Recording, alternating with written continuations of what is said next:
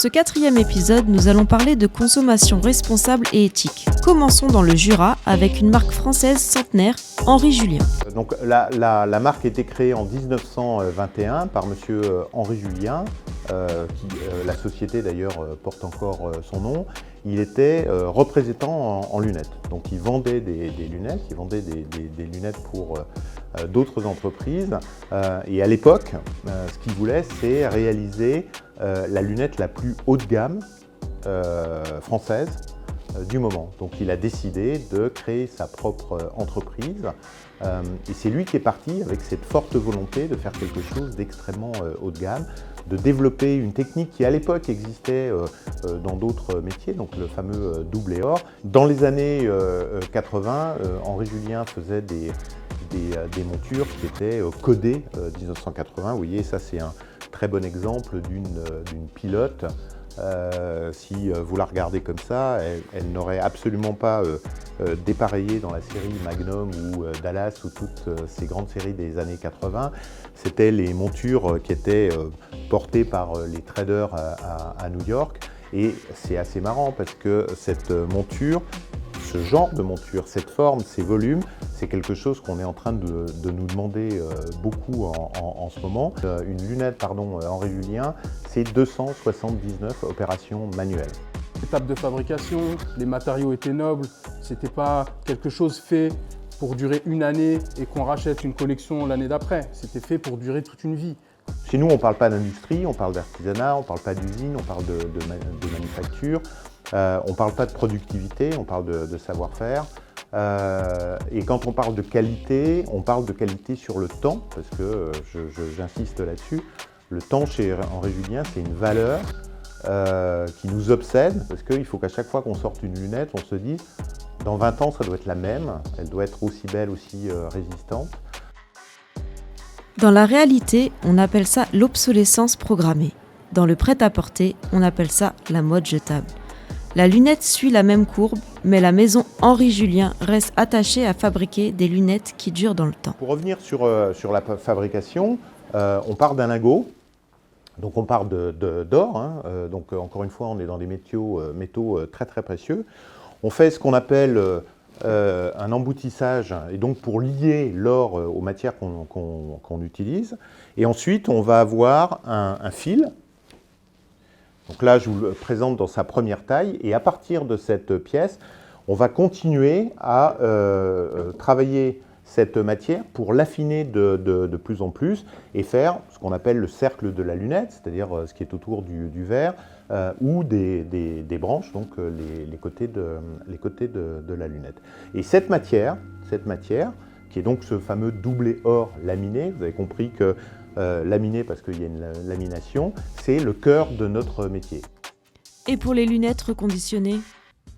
C'est-à-dire que tu as deux manières de faire, c'est soit tu recycles de la lunette, soit tu upcycles de la lunette. Moi, ce que j'aime faire, c'est de l'upcycling.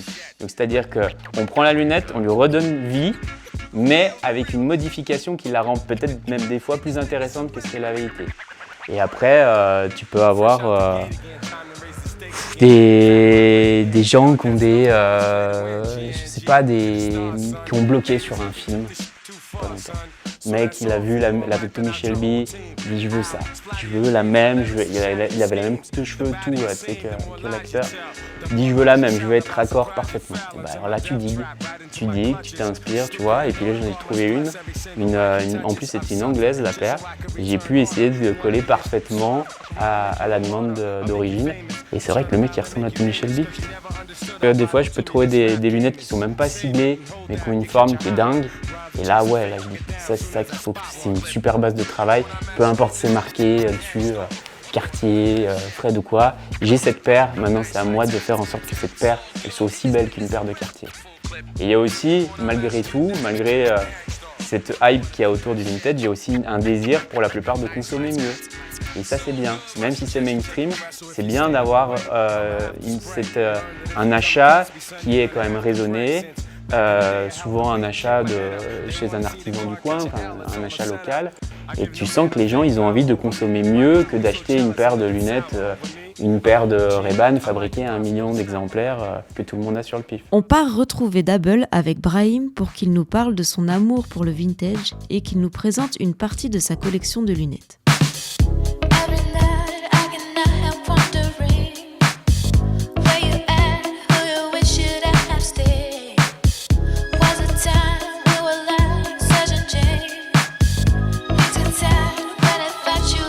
Salut les mecs, c'est Dabble.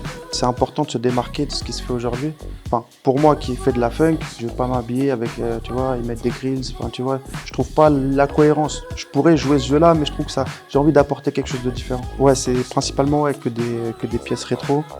Après, il y a des classiques, tu vois, comme les cols roulés, les trucs comme ça, même les chaussures qui sont encore produites, des trucs que je récupère, enfin, que ça fait, j'essaye de faire en sorte que ça fasse vintage, mais c'est des petits éléments qui font que ça sonne vintage, tu vois. Il sait choisir. Non, mais ça, après... Bon goût. Ah là, non, mais ça te va archi bien, parce que c'est complexe de trouver toutes les pièces vintage, enfin, ça demande du temps et de la patience et de l'argent aussi. Et ouais, je change beaucoup de paires. Après, là, j'ai un petit coup de cœur pour celle-ci, là, en ce moment. Mais ça change, mais c'est en général que des vintage qui correspondent au style de musique que je fais et au style des années qui me parlent, quoi. Là justement, ça devient un élément important parce que ça ajoute une touche, vraiment un truc qui finalise le tout. Et là, ça devient important parce que j'ai trouvé justement les collaborateurs à des fois pour ce que je recherche comme style, quoi. Ouais, des grosses lunettes carrées comme ça là, ça c'est bon, hein.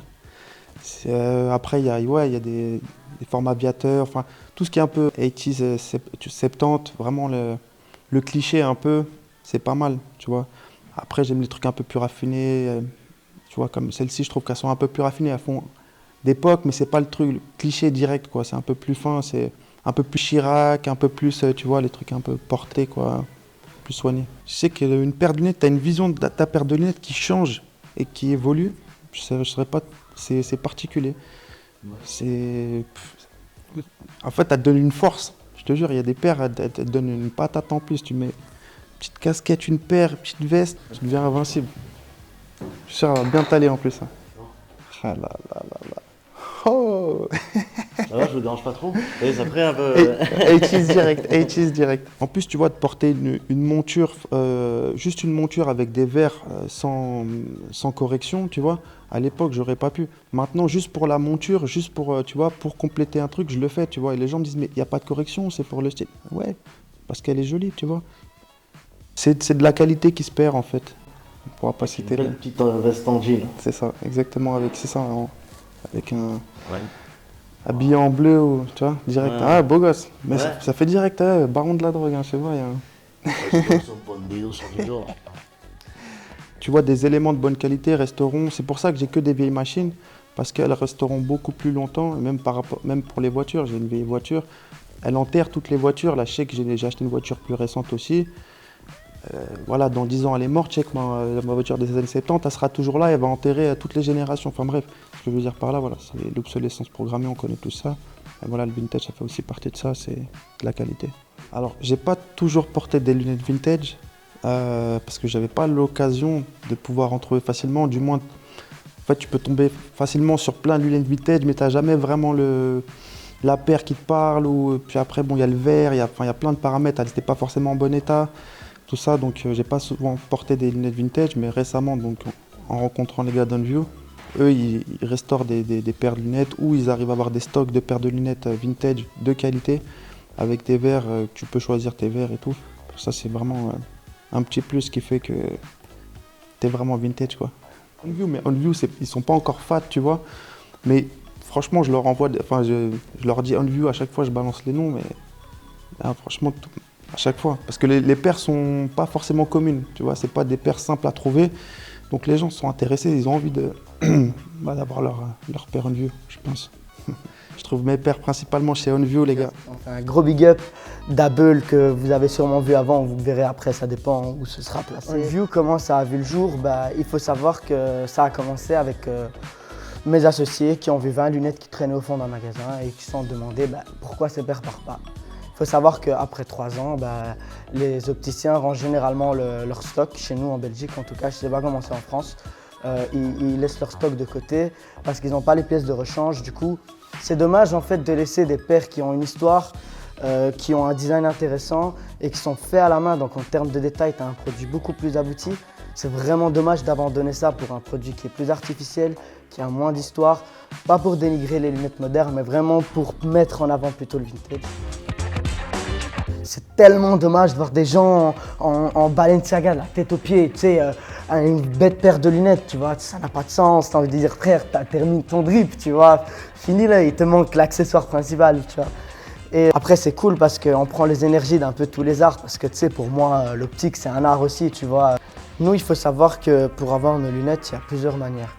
Moi, je dirais que celle que j'affectionne le plus et que je trouvais la plus efficace et la plus honnête par rapport à notre concept, c'est faire le tour des opticiens qui sont ouverts depuis 40, 50, 60 ans ou plus et venir reprendre justement leur stock que je vous expliquais qui était mis de côté parce qu'ils n'ont plus les pièces de rechange. Parce que parfois, il y a même des best-sellers, tu sais, que les gens ils voulaient s'arracher à l'époque où il n'y avait juste pas des pièces de rechange. Du coup, nous, on va chercher ces pièces-là et du coup, pour nous, c'est un trésor parce qu'on trouve des paires que les gens ils aimaient à l'époque. Donc, tu sais que même en termes de goût, c'est quelque chose qui peut plaire au peuple tout simplement. Et aussi, ça nous permet aussi d'avoir ce côté surprise. Tu sais, des fois, c'est coronet sur la table. Tu prends une boîte mystère, tu vas chez l'opticien et tu dis vas-y, let's go, je te prends tout. Tu vois, c'est l'adrénaline, c'est sur quoi je vais tomber. Et voilà, des fois, on a eu des moments super. Moi, perso, j'ai jamais eu une paire de rêves encore dans mes lots, mais j'ai vu des quartiers qu'il y a certains de mes artistes préférés qui portent dans des lots, tu vois. Et ça, je trouve que c'est super lourd, tu vois. Je suis à Bruxelles. On m'a dit qu'il faisait de la lunette vintage. On lui a dit que je faisais des lunettes vintage. On view et j'ai pas hésité à venir, tu vois. Mais le problème, c'est quoi? Enfin, le problème, c'est qu'il fait de la lunette vintage. Mais attention, le truc, c'est quoi? C'est que le mec, il a un flow, frère. Je suis arrivé, il m'a dit, mets cette veste. J'ai dit, ok. Et il a mis la veste. Et je l'ai mis, frère. Et elle lui va la veste. Parce qu'il a mis la veste. Tu vois ce que je veux dire? Ça veut dire, frérot, on est venu te voir. Ça fait plaisir. Parce que tu vois, je t'explique, moi, je fais une collection. Yes. Et tu vas me faire le tour de la boutique, allez, on y va. Non, super. Du coup, ouais, là, on est vraiment dans le 90s sur le coup, tu vois, avec le doré. Ici, même au niveau du nez, tu sais, il y a le pattern Versace qui reste, c'est plutôt sympa, tu vois. Et tu vois, ça, je te défie de me dire une marque aujourd'hui qui continue à faire autant de détails sur sa monture. Ça, c'est vraiment le vintage. Moi, il faut savoir que ma première expérience avec les lunettes, c'était à la base du catch. Puisque moi, je suis vraiment à l'américaine, je suis vraiment un gros geek de catch. Genre, je me souviens à l'époque, il y avait ce mec, tu sais, Bret the Hitman Hart, c'était un Canadien, il venait en rose. Vraiment, il était extravagant à mort. Il venait avec sa lunette, tu sais, genre, ça, c'est un style vitesse, un peu comme ça, métallique. Et je trouvais ça trop chouette parce que c'était super futuriste. Et tu te disais, waouh, en fait, il en jette le mec, genre, il est tellement badass. Et c'est là que j'ai compris que la lunette, ça pouvait vraiment t'aider à accentuer ta personnalité. Et bien sûr, il y a des cas comme Kanye West. Tu sais, je peux te dire les Carrera qu'il portait, je les trouvais vraiment super stylés à l'époque, tu sais, quand il était dans son délire 18 Heartbreak, tout ça. En plus, quand tu regardes les artistes généralement que moi j'affectionne, je dirais, genre The Weeknd, Kid Cudi, etc., même quand tu regardes leur game musical, il arrive vraiment à des phases où même leur game vestimentaire est vraiment chaud, tu vois. Donc, pour moi, je suis certain qu'il y a un parallèle énorme entre la musique et la mode, et incluant les lunettes, du coup. Christian Dior en optile. Des fois, ça arrive aussi qu'on ait les verres d'origine, qu'on aime prouver. Parce que. Ah, du détail, je te laisse montrer le détail. Regarde-moi ça. Encore une fois, le vintage, hein, les détails faits à la main. Je voulais terminer par autre chose, mais je peux pas. Eh frère. Il a mérité sa paire. Et hein. on va terminer par ça, regarde-moi ça. Hop. Je vous embrasse. Grazie mille. Embrassez. Arrivederci. Arrivederci.